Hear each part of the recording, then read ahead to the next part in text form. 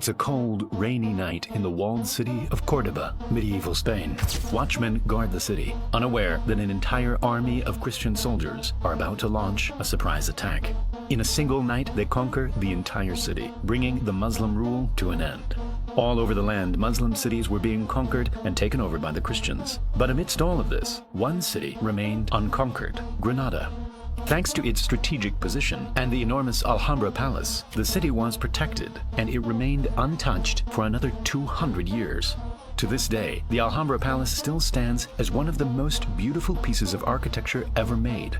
But as you walk through the luxurious courtyards and hallways, you start to notice something even more special: the water.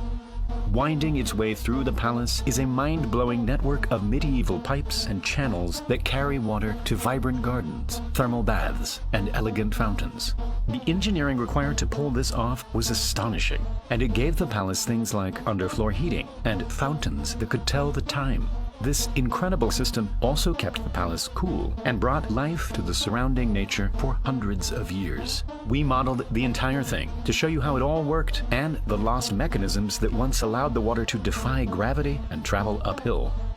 When the ruler of Granada commissioned the palace, the engineers had one major problem. The hill was around 200 meters above Granada's main river, and getting water up to the palace would be a huge challenge. And so they followed the river 6 kilometers upstream to a point that was considerably higher than the palace. From here, they dammed the river and started redirecting it down a new channel known as the Royal Canal. With meticulous planning, it navigated its way through the difficult terrain, maintaining a very shallow slope until it arrived just outside the palace.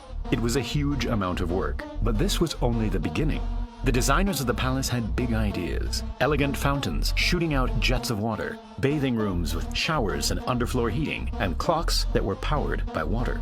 All of this required much higher water pressure than the Royal Canal provided. And so to get around this, the engineers started digging out a large pool in an area much higher than the palace. Below this, the water from the Royal Canal would flow into an underground pipe and collect in a well 60 meters below the pool. At the top of the well,